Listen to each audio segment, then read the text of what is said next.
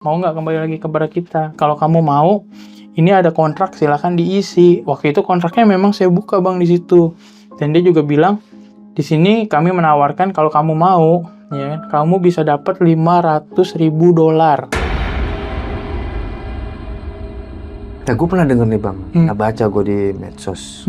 Jadi di Amerika itu ada orang yang nyulik anak kecil, kurang lebih umurnya 10 tahunan lah ya.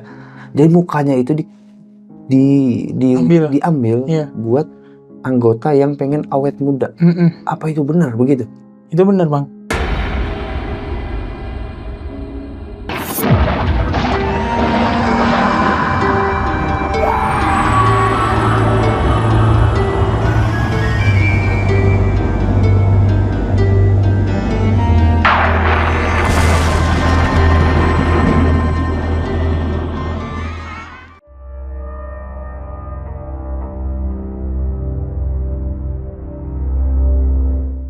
Assalamualaikum warahmatullahi wabarakatuh. Apa kabar kalian semua para pecinta cerita horor? Semoga kalian semua dalam lindungan Allah Subhanahu wa taala dan selalu sehat-sehat aja. Masih sama gue Arul di channel Jelajah Malam, dan kali ini narasumber kita ini waduh kelas berat, kakap. Pokoknya obrolan kali ini bakalan menguras energi. Buat lo yang kekurangan energi, minum dulu. Langsung aja kita sapa narasumber kita kali ini. Bang Rizky. Halo Bang Arul. Kemarin udah sempet cerita. Iya. Itu berat banget bang. Luar biasa bang. Gimana habis itu? Waduh, habis itu banyak cerita lagi ternyata yang harus disampaikan di sini ya. Makanya diundang lagi di sini. Oke, langsung. Kita nggak usah lama-lama lagi. Kita dengerin langsung bagaimana kelanjutan Bang Rizky setelah dia cerita.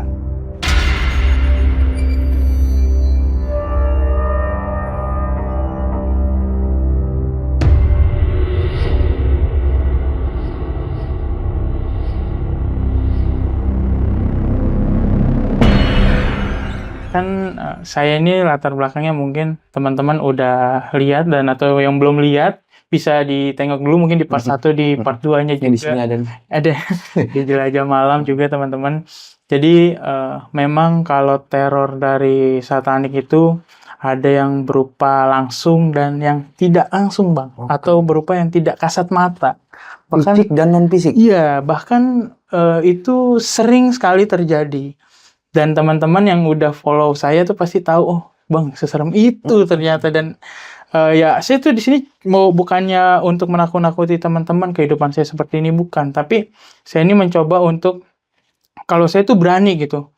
Bukannya saya menantang atau gimana ya bang, karena kita berbicara tentang kebenaran dan kita juga punya misi dan visi juga supaya pergerakan mereka para satanik ini supaya bisa dihentikan bang.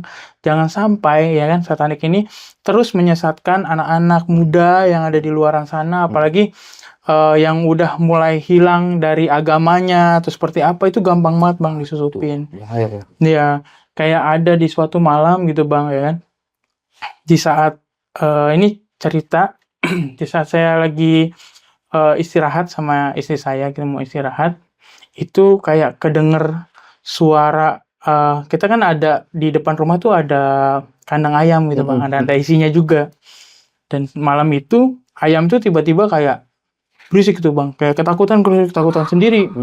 Saya pikir, oh ini kayak ada musang atau apa, biasanya kan kayak gitu, atau ada ular atau tikus.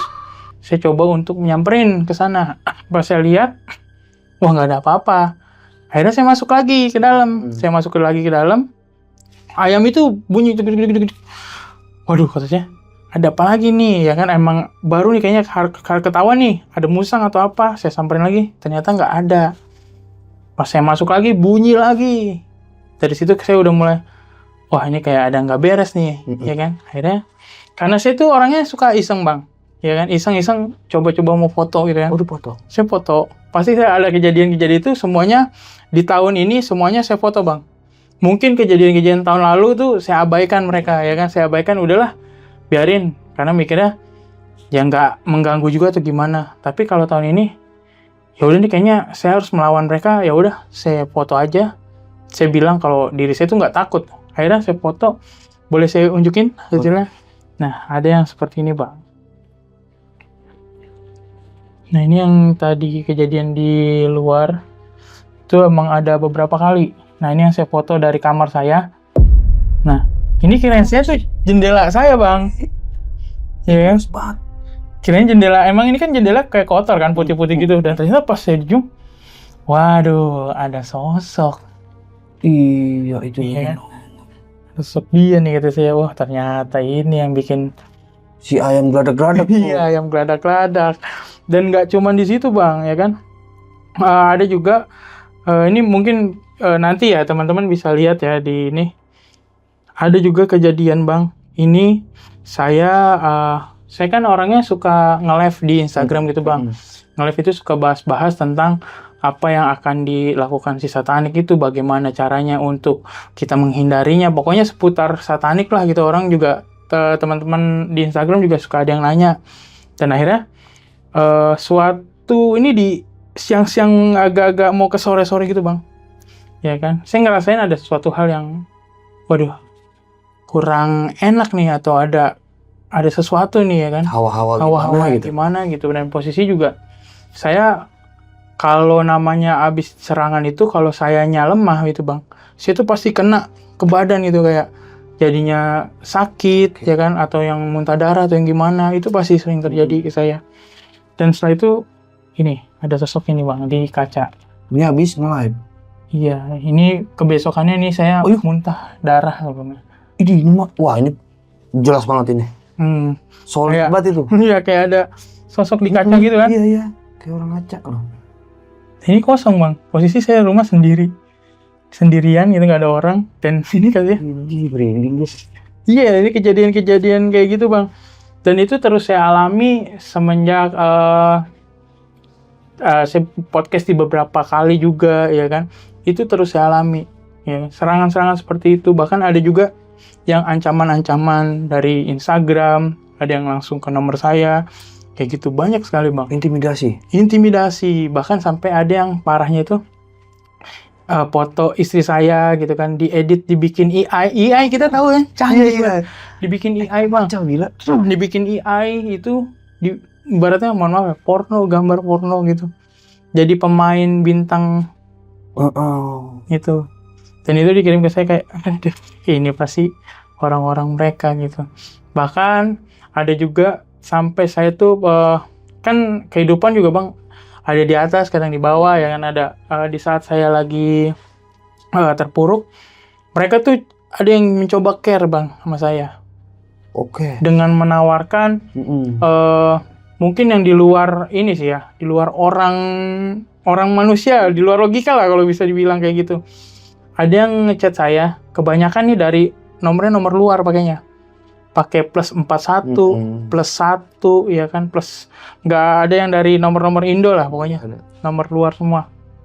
Ya kan. Ini contohnya waktu itu di plus 41 saya pernah ditawarkan itu, Bang. Jadi awalnya baik nih. Pakai bahasanya juga shalom gitu. Wih, Kensi ini nomor siapa ya kan? Kok bisa tahu nomor saya? Akhirnya saya tanya. Dan ternyata dia mencoba menawarkan saya, oh ini kami dari ini ya kan, mau menawarkan kamu mau nggak kembali lagi kepada kita? Dia bilangnya dari satanik nih bang, mau nggak kembali lagi kepada kita? Kalau kamu mau, ini ada kontrak, silakan diisi. Waktu itu kontraknya memang saya buka bang di situ. Dan dia juga bilang, di sini kami menawarkan kalau kamu mau, ya kan, kamu bisa dapat $500.000. Anjay. Ya, real $500.000. Tapi dengan syarat saya harus di situ ada perjanjiannya bang. Salah satunya ya mungkin poin-poin aja saya sebut ya, karena ada banyak. Jadi salah satunya saya harus menaruh ibarat tanda tangan darah saya di situ, menaruh darah saya di kontrak itu. Dan juga ada poin yang dibilang kalau nanti ini sudah dibayarkan atau saya sudah mengasih kepada mereka, jadi jiwa dan raga saya itu udah milik mereka. Jadi kapanpun mereka mau, saya harus siap. Di situ saya jujur, saya kalau udah ngeliat kayak gitu kayak udah nggak bakal tertarik. Emang dari awal sih udah nolak gitu kan. Cuman karena saya penasaran, saya lihat, oh ternyata kontraknya kayak gini-gini gitu. Gak main-main ya. Gak main-main, $500.000. Itu kalau di rupiah kan MM-an ya, Iya. kalau bisa ya dibilang 8 M-an lah itu. Jadi itu juga sempat saya share juga ke teman-teman di Instagram saya juga, ya kan, saya kasih tahu kalau mereka tuh caranya seperti ini loh, di saat iming-iming. Dan itu beneran kenyataan, saya dikasih alamatnya, suruh datang, dan alamat yang mereka kirim itu pernah saya kunjungin, Bang. Oh gitu. Ada di salah satu tempat di ibu kota lah, bagian selatan. Kayak gitu, itu salah satunya yang. Terus juga nggak sampai di situ, serangan-serangan itu berlanjut teman-teman. Nanti juga teman-teman bisa lihat juga, saya share juga ini. Saya juga waktu itu lagi selesai nge-live ini, ceritanya iseng nge-live Instagram. Di depan rumah saya nih ada, mungkin bisa dilihat. Iya ya. Gambarnya solid-solid banget ya. Ini. Jadi banyak Bang serangan-serangannya. Nggak cuma sampai di situ, bahkan sampai Iya. Kayak apa ya, kayak orang pakai kerudung ya? Nah, kayak pakai jubah. Iya, pakai jubah gitu. Kayak jubah gitu, sering banget itu Bang. Pokoknya setiap saya habis bahas di Instagram saya, habis live ya kan, nah itu pasti ada serangannya dari mereka. Dan ini yang di kamar anak saya juga, mungkin saya juga pernah cerita di part 1 ya teman-teman, apa di part 2, teman-teman bisa lihat nanti. Nih, sosok yang di kamar anak saya ini dari Bang. Oh, ngintip dia ya? Pucet gitu. Dan itu juga pernah kejadian juga. Jadi anak saya tuh suka kayak ada yang nemenin, ada yang main bareng sama dia gitu kan. Itu kejadian pasti selalu tengah malam gitu. Di saat dia lagi tidur, tiba-tiba dia bangun, terus dia kayak main sama orang gitu kan. Sama saya punya adik ipar gitu kan. Adik ipar itu sepantaran sama dia, dan emang suka banget main gitu bareng. Padahal kami lagi misah. Maksudnya pisah rumah. Ya kan, dia ada di rumahnya. Anak saya tuh ngerasanya main sama dia, padahal nggak ada orang. Padahal si ponakan itu, adik ipar adik ipar itu di rumahnya. Jadi dia ngerasanya dia habis main katanya, kayak gitu. Hal-hal yang itu yang sering dialamin juga. Makanya sampai kapanpun mereka akan tetap seperti itu, ya kan? Karena mereka inginnya saya berhenti. Tujuan mereka itu doang, ingin saya berhenti, ingin saya balik lagi kepada mereka. Makanya mereka sering menawarkan hal-hal yang kayak gitu, terus sering juga nyerang di Instagram. Apalagi kalau saya lagi bahas tentang mungkin kedepannya seperti apa kayak gini, itu langsung akun yang ada 666, 16, 7 apa gimana bahasannya, aduh. Kode-kode mereka lah ya. Kode-kode mereka. Nanti juga kita akan bahas ke arah sana kali ya, biar teman-teman juga waspada gitu. Kalau yang selama ini kita itu nggak jauh sih dari mereka, kayak gitu sih Bang yang saya alamin. Sebenarnya mereka tuh, kita sama dia tuh udah deket ya? Udah bisa dibilang udah deket Bang. Bahkan teknologi yang ini nih ya, pernah saya bilang juga, ini udah teknologi mereka. Gimana kita nggak deket? Bayangin aja di satu saat kalau mereka ambil teknologi ini, misalkan ini deh, 3 hari aja deh hilang jaringan. Gue pernah dengar tuh. Iya, 3 hari hilang jaringan gitu. Itu akan terjadi Bang. Dan itu juga pernah gue bahas. Nanti kita akan kembali ke zaman purba.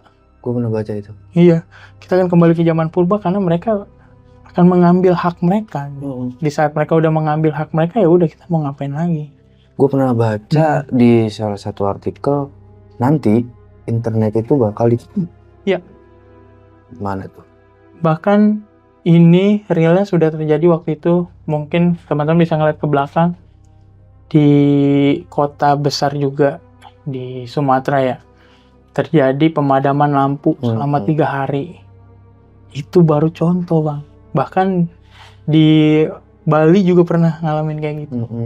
Nanti dunia ini semuanya akan gelap, diambil sama mereka. Dan aksesnya itu sama, ibaratnya aksesnya hanya orang-orang mereka aja yang bisa memiliki itu.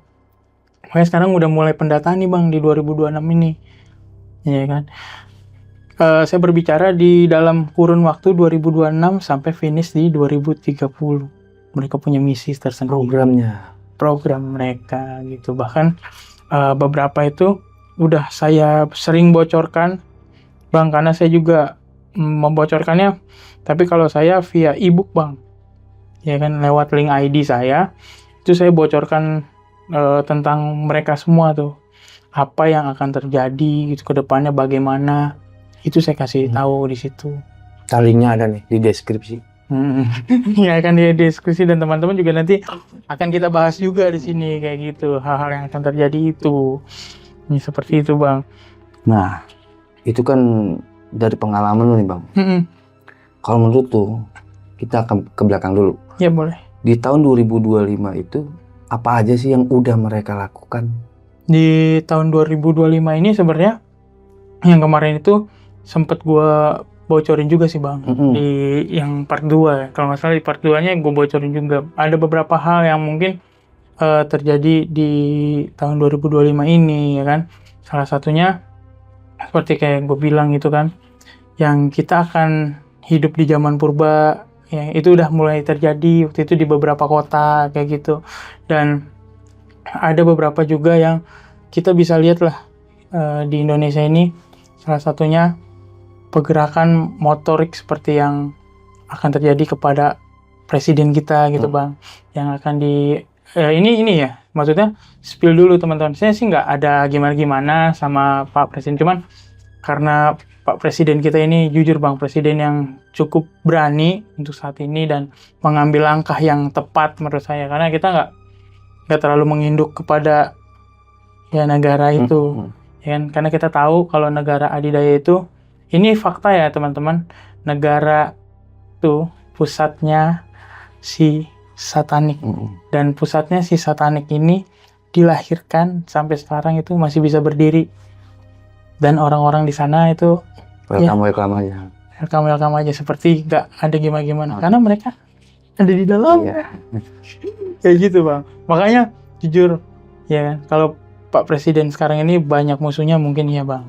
Karena menginduknya ini udah bukannya ke sana lagi. Kalau kita tahu lebih sering ke sebelah sini nih, ya kan, bagian Rusia, Cina, dan juga di Indonesia juga, Bang.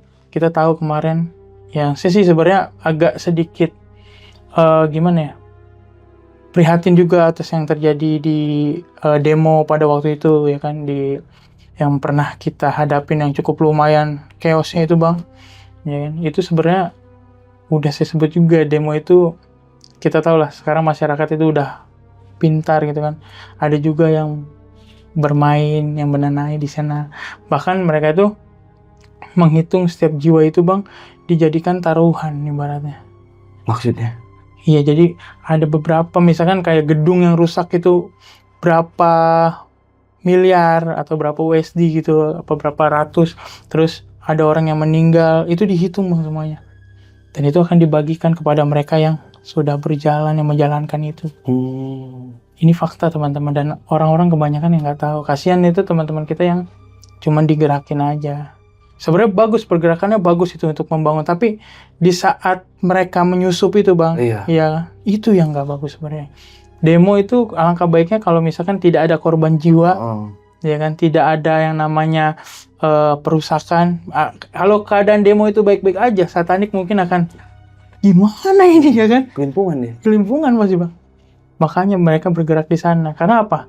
Ini adalah salah satu program namanya depopulasi, Bang. Ya, atau bisa disebut juga pengurangan populasi. Ya kan? Itu juga udah sempat saya tulis juga, ya, di buku saya juga ada. Dan kita juga bisa ngelihat, Bang, kebenarannya terjadi. Contohnya seperti apa? Mohon maaf, contohnya kayak di Nigeria. Kita keluar dulu ya, Bang. Di Nigeria itu banyak pembantaian. Ya kan, pembantaian yang terjadi itu namanya depopulasi. Kita lihat, Bang, siapa di belakangnya yang membantai itu. Pasti balik lagi ke sana kan. Ke ujung kan. Terus mohon maaf itu.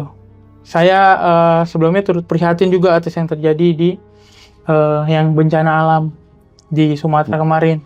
Ya, saya turut prihatin banget teman-teman, dan itu juga udah bukannya saya prediksi ya, Bang. Maksudnya udah masuk ke agenda mereka juga. Oh gitu. Iya, karena mereka itu bukan hanya bisa ini, Bang, tapi mereka juga bisa namanya mengendalikan cuaca. Wow. Iya, yang seperti saya bilang itu di part 2 kayak gitu-gitu. Mereka udah siap semuanya dengan teknologi ya kita berbicaranya. Bahkan kita aja nggak tahu nih bumi itu seperti apa, mungkin kita hanya tahu 1%-nya, teman. 99%-nya kita ditutupi sama hal-hal yang kita nggak boleh tahu. Karena ini jujur mereka sudah mengagendakan ini, Bang. Bahkan yang kemarin itu kan kita tahu, Bang, lah, hampir kita tahu nih siapa dalang di balik itu, ya kan, di balik bencana alam itu. Tapi faktanya apa? Ditutupilah sama mereka dengan berita-berita yang nggak penting yang harus kita ladenin. Dan sampai sekarang ini jadi benar-benar kita nggak tahu nih seperti apa. Dan saya juga yang tadi saya bilang, saya turut prihatin atas korban jiwa. Dan yang pasti setiap korban jiwa itu mereka sudah damai di surganya Tuhan, Bang. Yang sudah pasti itu. Karena mereka tidak bersalah sama sekali atas itu.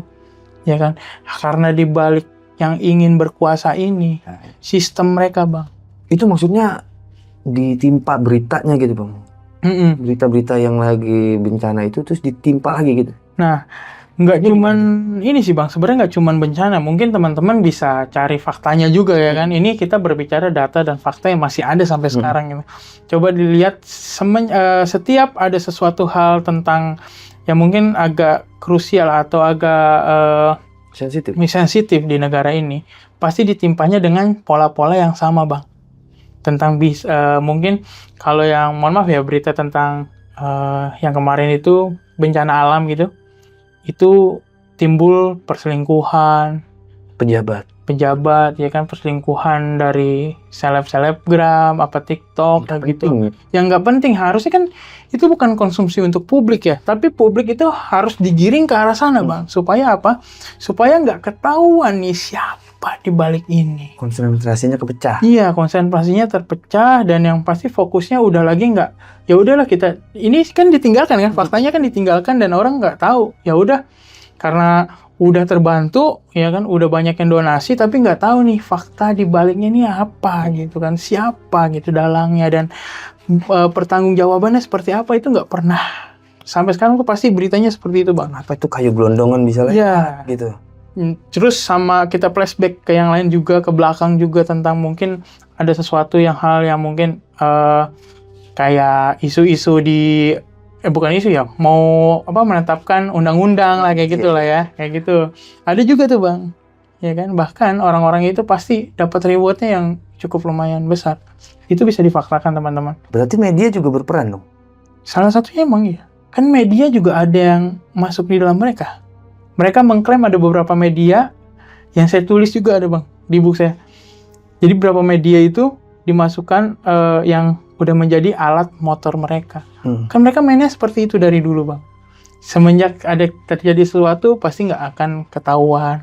Itu cuman karena rasa kita yang kepeduli aja. Jadi kalau kitanya peduli cuman 10 orang, ya kan, terus dialihkan dengan isu-isu yang nggak penting kayak perselingkuhan itu. Misalnya yang perselingkuhan itu pasti rame, Bang. Iya. Lihat, udah berapa? Emosional. Bahkan sampai merelakan, ya udah dikorbanin deh. Mereka tuh seperti itu, Bang. Dari dulu kerja mereka, kalau lu mau dapat sesuatu atau bagaimana, mereka bisa menutupi dengan hal-hal yang, ya udah, yang dipikir orang tuh, ya ngapain, kalau orang normal ngapain ya, Bang, ngelakuin itu. Tapi karena ini kan udah tuntutan dari mereka. Kan di dalam tadi kontrak saya juga dikasih tahu kalau jiwa raga kita ini adalah milik mereka. Jadi kalau mereka mau ngapain kita, itu suka-suka mereka. Mau kita dibikin menjadi kayak contoh nih saya. Lu kan gendernya cowok, besok jadi cewek ya? Hah? Harus, Bang. Harus dilakuin. Apapun yang mereka mau. Nah, kalau kelamin kita diminta diganti juga, berarti yang artis-artis itu? Iya, salah satunya si itu kan ada lagi yang baru tuh. Ya kan, ada lagi. Ada juga, banyak, Bang, banyak. Jadi kan sebenarnya itu kan kalau mungkin di Islam juga melawan kodrat ya, berarti ya, apa yang telah ditetapkan sama Tuhan dilawan dengan kodratnya dengan ketetapan si manusia. Sama juga di gue gitu, Bang, di Alkitab gue juga sama. Sebenarnya nggak boleh kayak gitu, tapi karena satanik itu, dia itu suka namanya dia bilang suka merubah hal yang mungkin ini udah di ketetapan si Lucifer lagi-lagi, yang jadi ini si Lucifer lagi. Ya kan, karena mereka selalu mengklaim kalau Lucifer itu adalah utusan Allah langsung. kalau versi saya di Alkitab ya gitu, utusan Allah langsung yang disuruh ke bumi. Jadi mereka bilang ya udah nggak ada namanya pembatas halangan-halangan kayak ya, peraturan-peraturan itu dibuat ya cuman karena manusia aja, bukan karena perintah Tuhan. Sebenarnya Tuhan tuh nggak pernah ibaratnya membatasi manusia, dan itu salah banget. Iya. Salah banget. Itu separah itu mereka, karena di soal kontrak pun ya seperti itu, sama. Misalkan ya pahitnya gitu ya. Saya harus tapi dimodalin sama mereka. Dimodalin sampai harus mengganti apa yang saya punya gitu kan. Sampai saya nggak punya gitu kan. Dan itu juga sudah terjadi juga Bang di luarnya. Di luaran itu udah banyak banget. Bahkan ada yang cewek menjadi cowok. Itu udah banyak Bang. Tapi kelaminnya Ya, normal. no, maksudnya ya mereka kan udah punya teknologi itu. Teknologi juga ciptaan mereka juga, Bang. Iya kan? Obat-obatan juga ada yang dari mereka juga, Bang. Jadi ada arah ke sana juga gitu. Bahkan mereka juga sempat ngeklaim juga mereka punya teknologi kanker. Itu dari mereka. Mereka yang nyiptain kanker ya. Dan sebenarnya udah banyak orang-orang yang punya obat-obatan kanker, tapi Iya. kita tahulah nasibnya. Dan ini faktanya kayak gitu. Mana itu Bang penghasilannya Bang? Penghasilan mereka itu ya salah satunya yang saya tahu yang terang-terangan dari mereka. Contohnya kayak ada juga bisnis narkoba. Karena kita kalau orang-orang itu ini parah atau enggak sih? Coba bisa dibuktikan aja teman-teman. Kalau emang yang orang-orang sana tuh kebanyakan wajib untuk kayak gitu. Oke. Disiapkan lah sama mereka di sana, ya kan? Karena saya juga udah pernah bilang juga. Terus juga ada lagi dari media porno, ya kan, situs-situs porno yang kita lihat, judol. Karena kan sistem judol, abang tahu judol pertama kali sebelum judol mereka sudah punya kasino, ya kan? Kasino itu ibaratnya sistem keuangan yang mustahil lah untuk menang, cuman hanya untuk beberapa doang yang menang. Itu kan sama aja kayak lingkaran setan, Bang. Perjanjian dengan setan. Itu yang dia lakukan. Terus saya nanti juga ada bahas beberapa juga permainan dari kasino itu biasanya ada yang angkanya sama. Nah, itu ada berkaitannya juga, Bang, sama mereka. Terus ada juga mereka bergerak di bidang miras. Bahkan ada juga di bidang makanan dan minuman yang sering kita konsumsi, Bang. Bener loh? Iya. Tanpa kita sadari nih ya. Tanpa kita sadari, ternyata selama ini kita ini adalah pendana mereka. Iya dong. Iya, bahkan buat teman-teman maaf ya, yang merokok juga ya. Rokok juga? Iya, teman-teman, salah satu ini ya, mendukung kebangkitan mereka semakin bertumbuh. Ada Bang ke sana. Bahkan merek makanan. Aduh. Makanan yang kita konsumsi sehari-hari mungkin familiar juga sampai ke internasional, bahkan juga minuman yang kita minum. Ya kan, itu kita tanpa disadari kita sudah menyumbang kepada mereka. Nah, gue pernah denger nih Bang, pernah baca gue di medsos. Jadi di Amerika itu ada orang yang nyulik anak kecil, kurang lebih umurnya 10 tahunan lah ya. Jadi mukanya itu diambil buat anggota yang pengen awet muda. Apa itu benar begitu? Itu benar Bang. Benar terjadi tuh. Dan itu bukannya menjadi hal yang tertutup gitu ya. Karena selama ini kalau kita baca juga kita cari gitu Bang, banyak anak-anak imigran, termasuk kemarin kejadian di Nigeria, ya kan, banyak anak-anak yang hilang dan entah kemana sampai sekarang itu kejelasannya tidak tahu gitu. Dan kalau saya bukan prediksi, tapi kalau saya yakin itu mereka itu dijadikan seperti tumbal mereka. Entah ada yang diambil mukanya, ada yang juga sengaja ditumbuhkan, dibikin sehat. Nanti misalkan ada salah satu anggota satanik yang mulai sakit atau harus didonor ginjalnya atau apa, nah itu udah disiapkan mereka. Dan agenda mereka seperti itu dari iya kan, terus ibaratnya perdagangan manusia dan lain-lain. Nah di dalam juga kan ada ritual minum. Itu Dari hasil-hasil mereka itu, ya kan, dari enggak sih? Karena mereka menganggap kan janin yang di dalam tubuh manusia itu adalah orang yang tidak berdosa, tidak tersentuh dosa. Bisa dibilang orang suci. Jadi makanya mereka itu mengeluarkan secara paksa, ibaratnya mereka itu mengambil hal yang suci daripada manusia itu sendiri. Makanya diambil paksa dan diminum, di-blend lalu diminum sama mereka. di blender. Ya, seperti saya ceritakan di podcast sebelumnya. Diminum sama mereka. Dan banyak kejahatan lain yang dilakukan sama mereka. Terus banyak yang nanya juga, Bang. Saya menambahkan, kenapa nggak bisa dilaporkan ke pihak berwajib? Karena mereka punya sistem. Mereka memegang sistem. Mereka punya kendali. Jadi nggak bisa. Ada orangnya juga. Nggak bakal bisa tersentuh ke dalam situ. Dan saya yakin mau bagaimanapun mereka akan tetap berjalan dengan biasanya.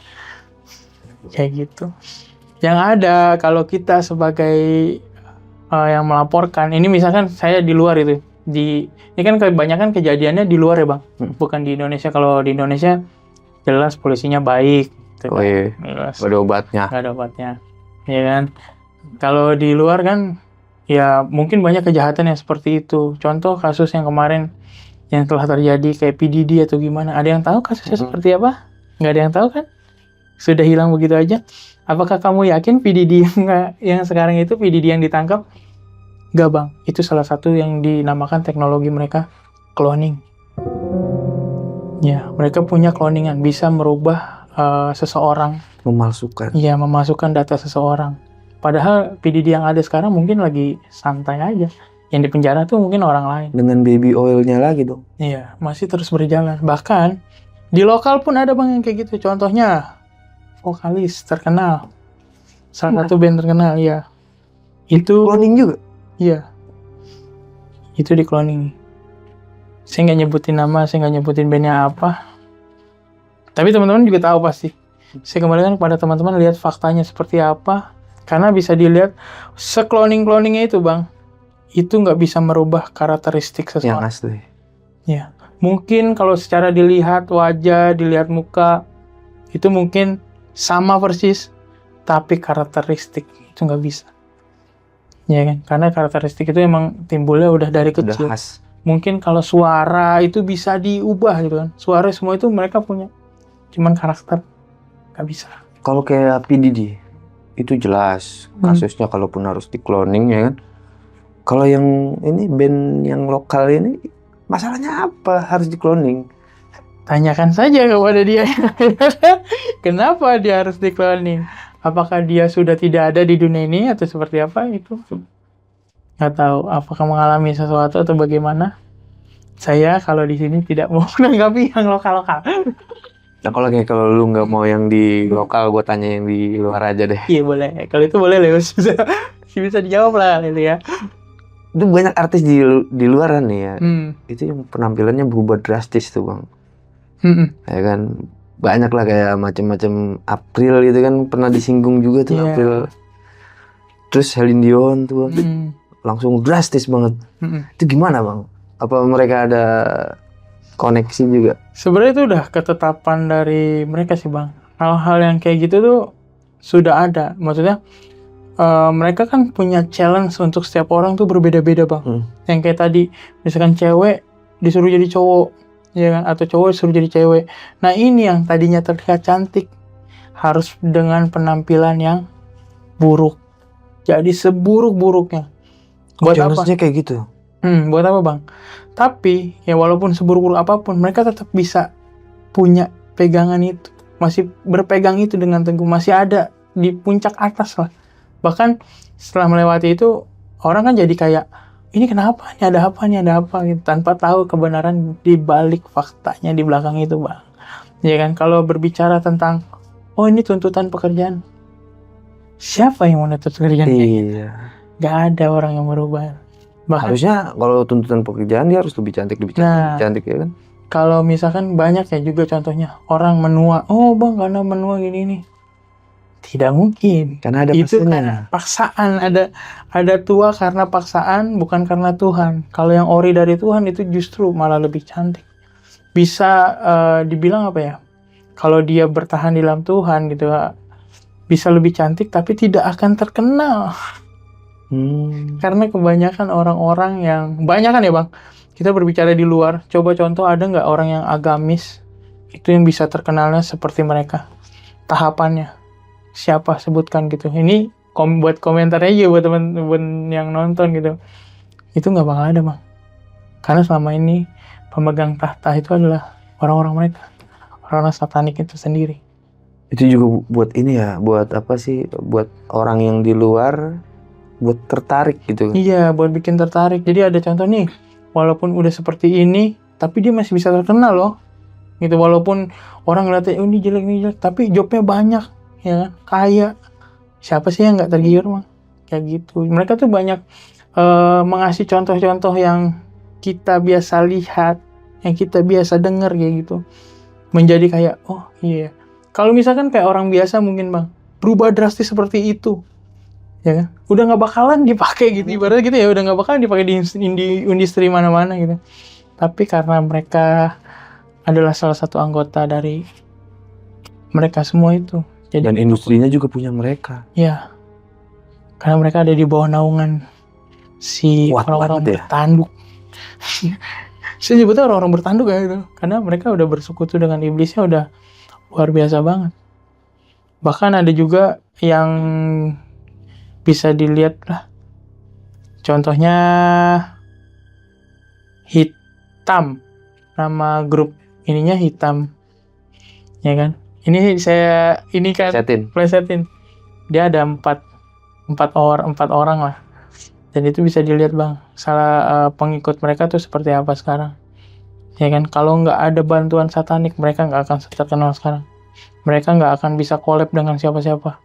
Mereka hanya jadi kayak udah penari-penari aja udah gitu, nyanyi ambil nari-nari aja, udah kayak gitu. Karena ada bumbu satanik di dalamnya, makanya mereka bisa pesat dan nggak akan Booming banget ya. Iya, selagi satanik mau mereka, ayo gini udah. Apa sih tujuan mereka juga remaja ya? Iya, anak-anak muda. Iya. Kalau sekarang program mereka tuh nanti di nextnya itu bahkan sampai ke anak-anak kecil, udah merambah ke semua kalangan kalau bisa dibilang. Karena kalau orang-orang tua tuh udah nggak bisa produktif. Jujur waktu saya aja pas di sana itu dibilangnya kalau anak muda itu adalah tentara perang mereka nantinya, ya kan? Yang akan menjangkau jiwa-jiwa itu anak muda bang. Kalau orang-orang tua gitu ya, saat orang tua ngedeketin anak muda, dek mau nggak join satanik, itu udah ngapain orang tua ya kan? Udah nggak relevan bang. Tapi kalau anak muda gitu kan, cara pengajakannya juga, oh ini kita ini nonton konser atau gimana nih, ntar lama-lama hilang kepercayaan dan keseret. Tadi lu sempat nyebut kasus PDD bang. Di situ juga kan ada nama kalau ceweknya nih, Beyonce itu. Oh, gue bingung bang, kalau ada artis menang Grammy pasti nyebut nama dia. Apa kaitannya itu bang? Amazing, yeah. The fact that Beyonce made a country record changed the game. So thank you. Beyonce. Beyonce had one of the best videos of all time. One of the best videos of all time. Thank you to Beyonce. Thank you to Beyonce. kayaknya gue minum dulu ya. Iya, Agak minum. berarti gak sih maksudnya. Sialan. Jadi yang kita bahas ini bukan orang-orangan ini, Bang. Kalau di dalam satanik nih dia jabatannya lumayan besar. Makanya kadang gue pikir, waduh. Jabatan. Iya. Kan karena satanik itu dia punya ada level-level tersendiri sebenarnya. Iya, strukturnya tersendiri. Jadi itu dilihat kayak Tommy Mottola. Nah itu dia ada tingkatan-tingkatannya. Nah, kalau Beyoncé sendiri ini itu bisa dibilang ratu sih dia. Kalau dari kerajaan tuh ratu. Makanya semua orang harus menghormati dia. Oke. Bisa dibilang dia ratu. Di sekte Sekte. itu. Kayak dia tuh ada fungsi juga yang begitu besar untuk ya khusus menangani di bidang entertain. Makanya kalau orang-orang tuh lu harus hormat tuh sama si Beyoncé. Kalau nggak hormat berarti ibaratnya Songong. masuk radar gue, lu ibaratnya ratu gitu. Ini gue ratu nih, nggak dihormati. Kayak kita dah kedatangan presiden atau gimana kan pasti kita ya selamat datang Pak Presiden, salam hormat gitu. Pasti kita kalau sambutan kan gitu kan. Bahkan ada yang nggak hormat sama dia gitu. Maksudnya ada yang ngedis atau gimana, sampai-sampai tuh nyawanya yang jadi taruhannya, Bang. Kejam banget ya. Iya, jahat banget. Iya. Emang orang-orang itu seperti itu. Dan bahkan yang belum lama ini kalau bisa dilihat dari petinju juga kemarin, ya kan, ada satu petinju itu hampir meninggal kan, tabrakan, tiba-tiba tabrakan, dia menang terus dia tabrakan. Makanya Bang, jangan main-main lah sama orang-orang satanik gitu. Kalau Chester gimana tuh Bang? Iya. Gue fans berat soalnya. Chester kan ini masuk ke dalam arisan itu, arisan masuk nih, arisan Apa? Arisan. Ini kan? ya arisan, ibaratnya kan mereka juga punya, kalau mau membuat popularitas itu ya mereka ada arisan jiwa gitu. Kalau bisa disebutnya gini ya, bahasa yang gampangnya aja arisan jiwa lah gitu. Jadi siapa yang misalkan kayak ada botol gitu diputar, set, oh botol marah ke gue nih, challenge-nya kayak gitu kan, ya lu harus ya, tapi di dalam beberapa hari dan beberapa bulan gue akan penuhin semua cita-cita lu yang ada di dunia ini sampai lu puas, sampai lu udah kan rasa ya udah lu emang udah layaknya. Makanya itu pasti nggak wajar. Ya, emang janggal ya? Janggal. Hah? Janggal. Janggal kematian. Orang dia masih ngupload story. Iya, 3 hari waktu itu kan sebelum meninggal masih Beberapa jam sebelum itu. Iya.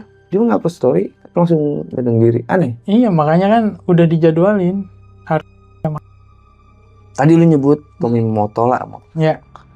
Itu dia gimana Bang? Kan dia sempat nikah sama beberapa artis papan atas juga tuh. Kok dia masih bisa selamat tuh? Siapanya? Ya, Artisnya? iya itu. Artis yang dinikahinnya? Ya karena kan masih ada di situ. Kalau mungkin kalau udah nggak di situ ya nasibnya sama kayak ya, mohon maaf gitu ya, kematian Michael Jackson, ya kan, Alia dan lain-lain lah yang bertentangan dengan mereka masih di Bang. Kalau masih ada di dalam situ ya nggak mungkin lah mereka ngebunuh anggotanya tanpa ada embel-embel gitu ya, maksudnya. Apalagi masih mantan istri gitu kan, pasti masih ada hubungan lah kayak gitu dari mereka. Contohnya kayak gitu-gitu sih. Kalau Michael Jackson sendiri tuh, tem lebarnya dikit nih. Ya kan? Dia kan digambarin ya kayak kalau di berita-berita itu kan dia pedofil. Apa itu kenapa? Sebenarnya berita-berita itu semuanya ya, saya bukan yang ngebantah gimana ya Bang, tapi itu semuanya berita yang tidak benar. Karena Michael Jackson sendiri itu ingin terlepas dari mereka, dan setelah terlepas dari mereka, Michael Jackson itu ingin menyelamatkan anak-anak itu dari santapan mereka. Karena sistem mereka kan gini, yang tadi saya bilang ya, balik ulas yang tadi itu, yang anak-anak diculik, itu kan banyak hal yang kita nggak tahu ternyata anak-anak itu diapain aja sih. Nah, salah satunya yang kayak gitu Bang, buat pemuasan hasrat mereka juga. Ada yang kayak gitu.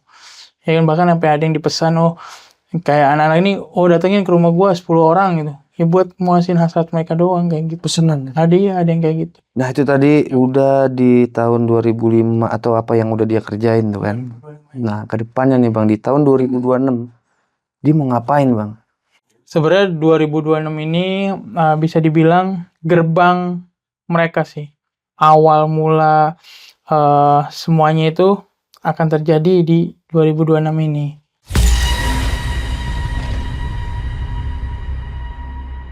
Itu banyak simbol-simbol yang ada di game dan tadi, ya kan, seperti salib, bintang apa, kayak pentagram dan lain-lain, itu jelas banget Bang. Bahkan di salah satu game itu ada yang sampai punya Templar satanik.